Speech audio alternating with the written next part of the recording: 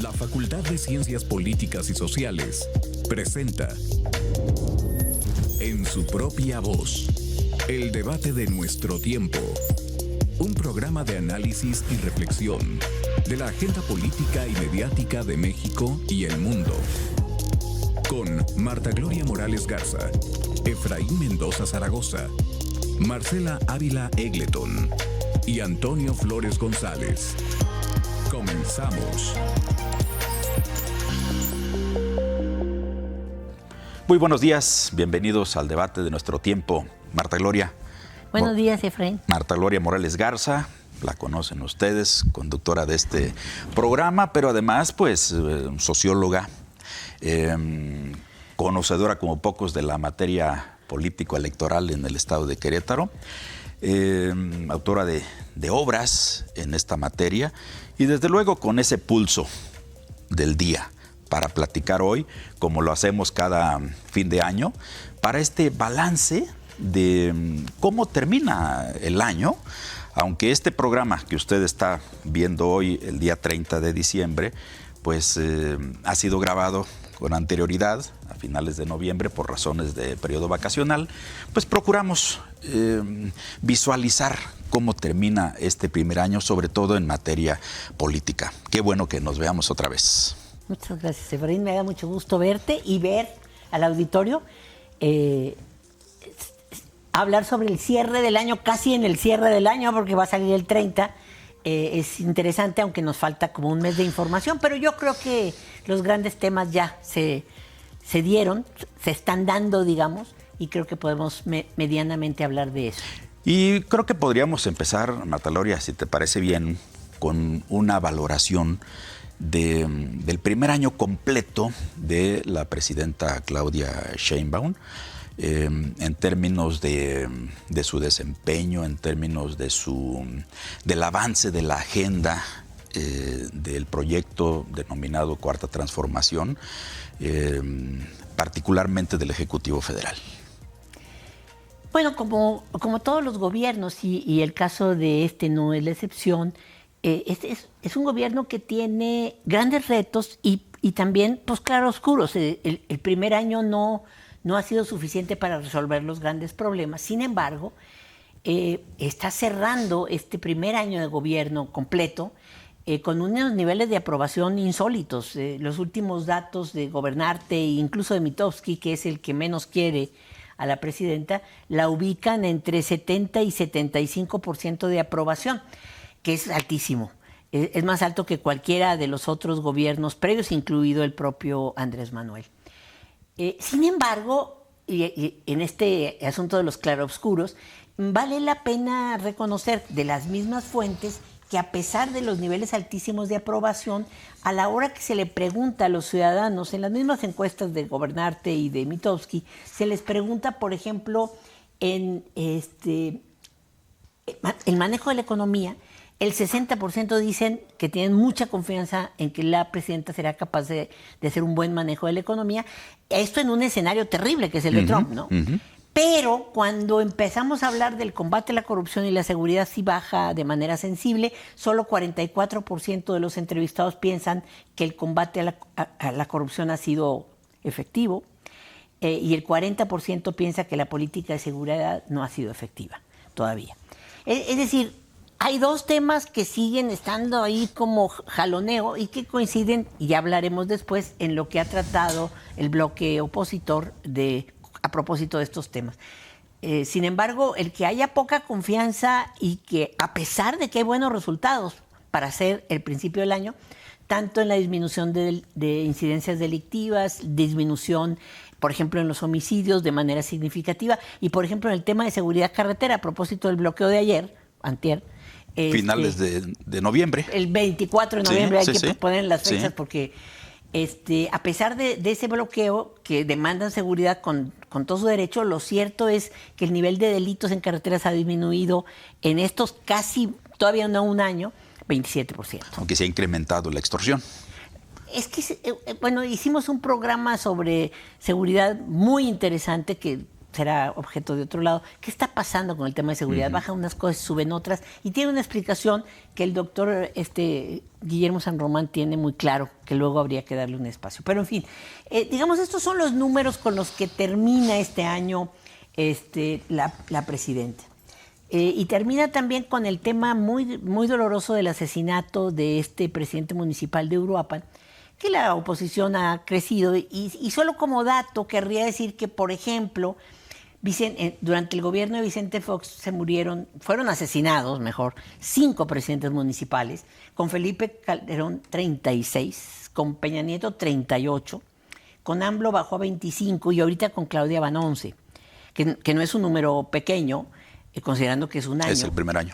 Pero, por ejemplo, Felipe Calderón solo en 2010 asesinaron a 16 presidentes municipales. O sea, el tema no es nuevo. Michoacán había estado desde la época de Felipe Calderón en la palestra de los homicidios, aunque no todos fueron ahí. Pero, digamos, es un tema, pero como que la oposición nace como que se le olvida, ¿no? Por eso vale la pena traer. Sí, ese es el otro apartado, que es la narrativa. Claro. O sea, cómo construimos un discurso que nos haga aparecer consistentes en términos de opositores. Pero bueno, eso lo tocaremos enseguida. Aunque habrá que reconocer que sea uno, sean 28, sean 38, ¿sí? De todos modos. Sí, cuentan, aquí la perspectiva nacional, por ejemplo, hay muchos comentaristas que al tocar este tema omiten la perspectiva de largo alcance y se empiezan a contar la historia a partir de 2018, ¿sí?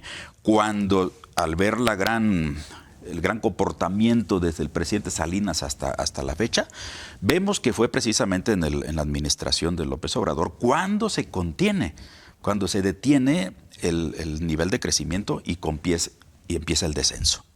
Es curioso, ¿no? Porque supuestamente fue como una política de seguridad no eficaz, pero empezó ahí la disminución, ¿no? Sí. Es decir, yo creo que la perspectiva histórica, y no es para echar culpas atrás, es simplemente para ver cómo estaba el panorama y si el esfuerzo ha tenido algún resultado. Yo creo que falta tiempo, que la estrategia de seguridad está funcionando lentamente, la de la presidenta Claudia, pero hay que darle tiempo. Y los datos me parece que muestran eso. También es cierto que los datos muestran crecimientos de otro tipo de delitos. O sea, pareciera que unos están atacando y otros están apareciendo. Según la perspectiva, por ejemplo, de Guillermo San Román, esto tiene que ver con como si se homogenizaran. Ya no hay picos, sino que ahora todos crecen, ¿no? Y que tiene que ver con la entrada de las propias células delictivas a otros ámbitos de los delitos y no solamente los homicidios. Cambian de giro. Ándale, mira qué bonito lo dice usted. Exactamente. Ahora, de que ha sido un año difícil, ha sido un año dificilísimo. Yo, haciendo un balance en mi mente, diría que pareciera que a las izquierdas les toca gobernar las crisis, porque a Andrés Manuel le tocó la famosa COVID, que no fue nada fácil de resolver y que generó un estancamiento impresionante en términos de la economía. El inicio con Trump y luego el COVID. Y ahora a la presidenta Claudia Sheinbaum le toca otra vez un arranque de Trump mucho más agresivo que el de 2017, con un frenón bárbaro de la economía mundial, con una incertidumbre tremenda de los mercados mundiales, con el conflicto muy cerrado con China, pero también con China, con Europa, estaba peleado con todo el mundo. Y me parece que comparto con la opinión de la mayoría de los mexicanos en el sentido de que tengo confianza en que lo puede manejar, pero ha sido muy difícil. Sí. Y pues los indicadores de crecimiento económico no van a ser halagadores. Yo esperaría exclusivamente con que hubiera crecimiento. Quito halagador, nada más que no haya decrecimiento. Que no entremos en recesión, exacto, por ejemplo. Que no entremos en recesión, porque la economía norteamericana ya está en recesión. Yo creo que la economía mexicana podría no entrar en recesión, para no hablar de cosas que no sabemos, no podemos todavía predecir totalmente. Podría no entrar en recesión básicamente por dos cuestiones. Por un mercado interno muy activo, picado, impulsado por todos los programas sociales que están repartiendo dinero, es decir, a distintos segmentos de la población, lo cual mantiene el mercado aceitado. y por las obras importantes de infraestructura que se mantienen, sobre todo con los trenes. Entonces, me parece que por más que las críticas a los programas sociales y al crecimiento de las infraestructuras de la oposición sean terribles, en realidad es lo que pudiera quizás mantener a la economía, digamos, en crecimiento. No digo máximo, crecimiento. Eso es. Hay un tema, Marta, que si bien es cierto, no está en el resorte directo de la Presidencia de la República, sí se trata de una reforma que empujó el Ejecutivo Federal desde la administración pasada, pero le toca ya concretarla a esta administración, y es la que tiene que ver con el Poder Judicial. Aquí solamente detenernos en un punto que considero que esta sentencia que emitió la Suprema Corte de Justicia de la Nación, la nueva Corte, en relación con una política pues que se echó a andar y fue sólida en todos los gobiernos del periodo neoliberal, que consistían en devolver impuestos, en condonar impuestos, en regímenes especiales y demás, de tal forma que de lo que se recababa del fisco, buena parte se devolvía a las grandes fortunas. Esto con el gobierno pasado, con López Obrador, termina. El propio presidente de la República se amarra la mano para decir no voy a autorizar ninguna condonación. Después manda la reforma a la ley y ya está en la ley. Ya no se condonan impuestos. Pero hay un historial tremendo de evasión fiscal vía estos mecanismos judiciales. De tal forma que ya en este periodo conocimos la sentencia que establece que el grupo Salinas, que encabeza Ricardo Salinas Pliego, está obligado a pagar sus impuestos. Estamos hablando aquí de una suma notoria, pero que más que por lo que significa la suma es el acto de fondo, el mensaje, ¿sí? Es el caso más mediático, pero no es el único.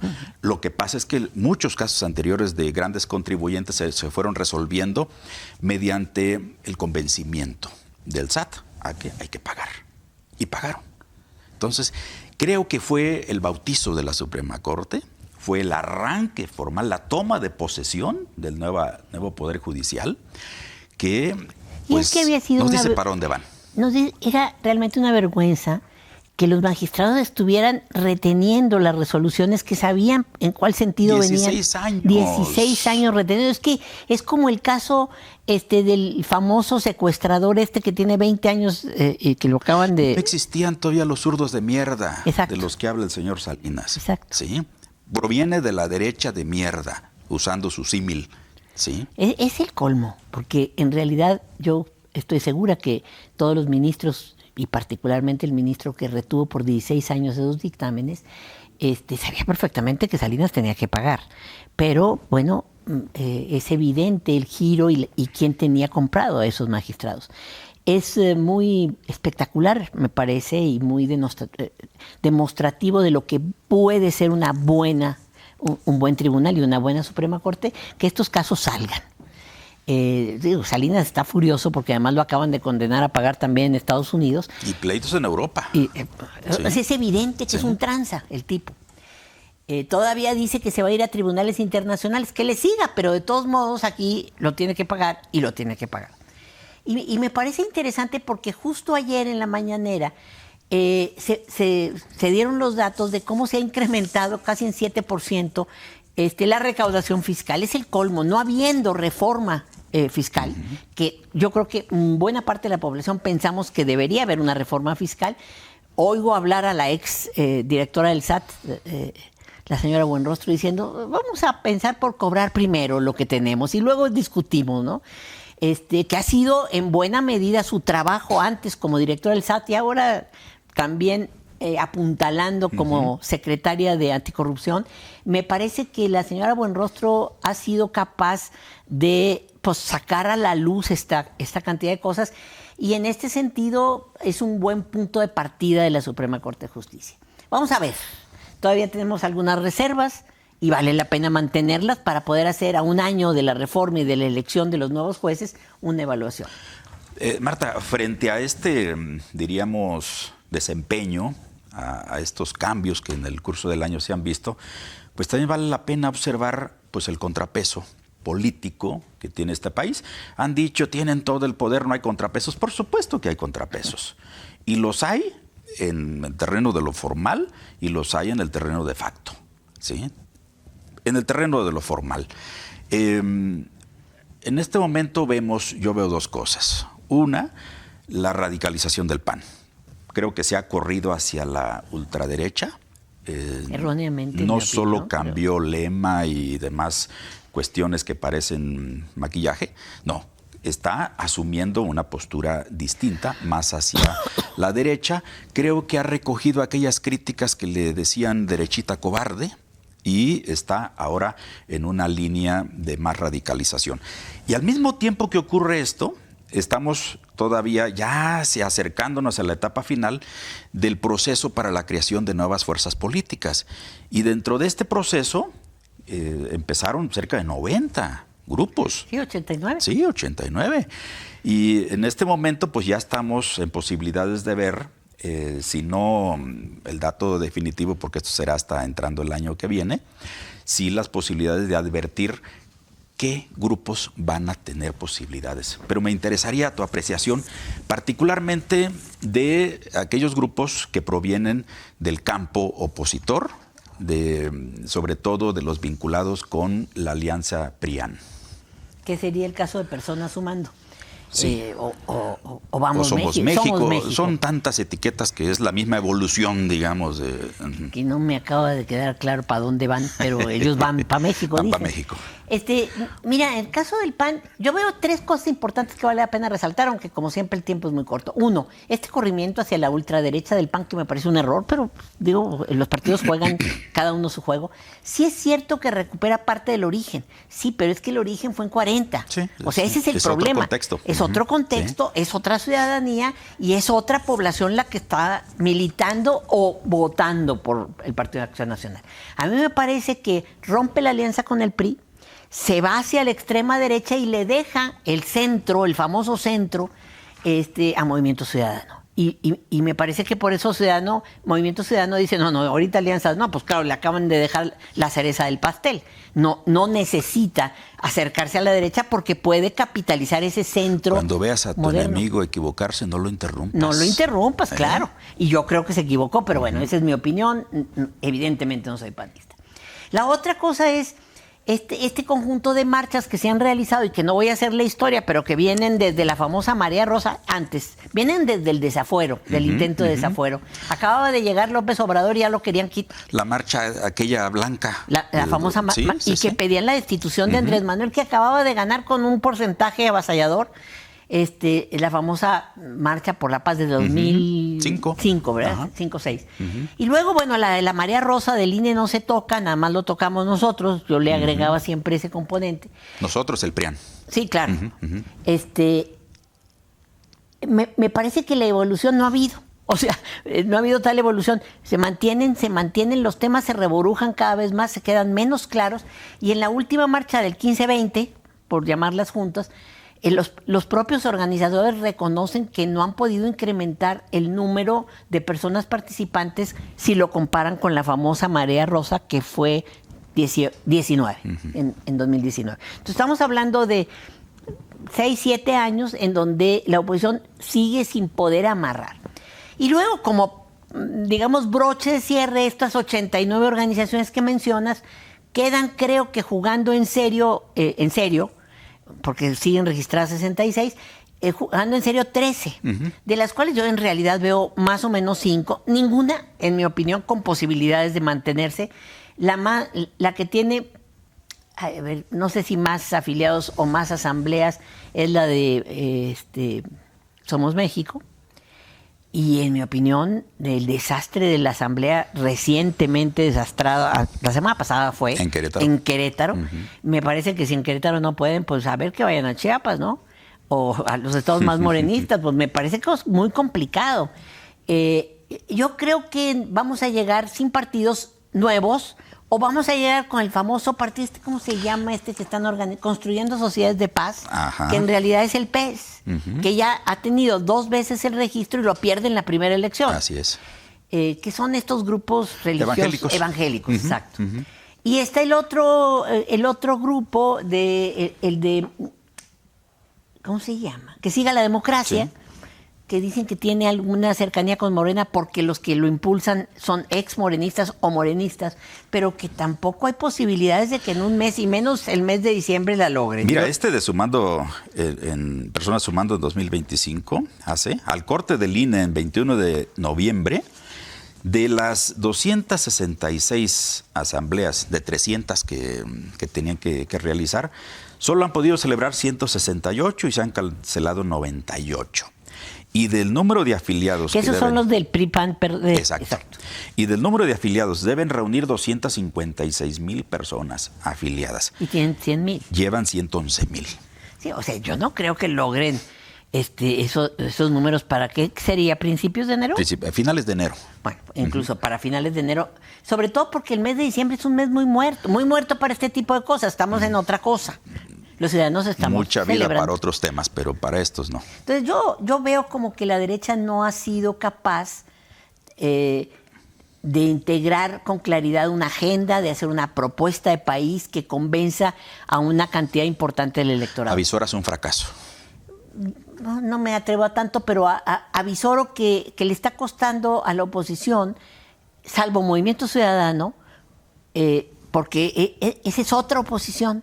No se mete en estos rollos, está construyendo desde abajo, como más calladito, y los calladitos a mí siempre me preocupan, será porque yo soy muy hocicona, ¿verdad? Pero eso siempre me preocupan, me parece que calladitos van a ir sumando. Lo han demostrado con los números. Exacto.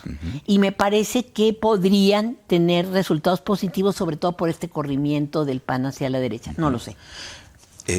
Marta, un último tema, por razones de tiempo, evidentemente, tiene que ver con, derivado de esto que tú mencionas, no es sano para el país que la oposición no se estructure. No es sano. No es sano. ¿Por qué? Porque cuando hay esta dificultad para estructurarse, se cae en la tentación de la violencia, ¿sí? Y lo hemos venido presenciando. Parece ser que estos grupos han optado por disputarle al movimiento de transformación la calle, ¿sí? Con malos resultados, pero sí con pistas que nos llevan a pensar en métodos inquietantes. Mencionaría rápidamente 3 cuestiones. Una, el movimiento de la llamada Generación Z con todas sus particularidades. Y el segundo, los bloqueos carreteros de finales de noviembre. Y por último, el abierto activismo opositor de una televisora que funciona con concesión estatal. ¿Tú cómo ves este corrimiento también, este riesgo de apostarle ya no por la vía electoral, sino por vías violentas? Me preocupa. Me preocupa porque tienes razón, como por la vía electoral no lo están logrando. Más allá de cualquier tipo de apología, lo cierto es que las votaciones recientes del año pasado de la presidenta pues son abrumadoras. Quien diga que no ganó, pues está bueno, está bien que lo diga, que le va a hacer uno, ¿no? Vive en otro planeta. Entonces ganó y mantiene niveles de aprobación muy altos. Entonces pareciera que por la vía electoral no se va a lograr nada, a más de que son incapaces de construir una propuesta de nación, que eso es lo más grave. Es decir, no a favor de Morena, no por la Cuarta Transformación. Bueno, ¿qué quieren? ¿Qué proponen? Por eso no juntan en términos electorales. Ahora, el propio Romero, presidente nacional del PAN, abrió la puerta al tema de la violencia y dijo, ya nada más falta que nos vayamos por la violencia, y al día siguiente empezó la violencia. A mí me preocupan mucho esas declaraciones. El propio presidente del PRI lo dijo. Dijo, oye, ¿qué quieren, que matemos un cabrón? Pues sí, y luego se muere. Exacto. Es muy grave, muy, muy grave. Me parece además, hay una especie de trama compleja. Me parece que la comunicación hacia la población tendría que ser, ya tenemos que cerrar, tendríamos que tener mucho más claro quiénes son estos que están generando violencia. Y eso es preocupante y se tiene que atender. Claro. Porque entonces sí nos vamos por una vía no electoral y nos vamos por una vía no democrática. Esperemos que 2026 sea mejor. Marta Gloria, muchas gracias, como siempre, un deleite. Y a usted que nos ve y nos escucha, muchas gracias. Nos vemos el próximo martes. La Facultad de Ciencias Políticas y Sociales presentó En su propia voz, el debate de nuestro tiempo. Un programa de análisis y reflexión de la agenda política y mediática de México y el mundo. Con Marta Gloria Morales Garza, Efraín Mendoza Zaragoza, Marcela Ávila Egleton y Antonio Flores González. Gracias por acompañarnos.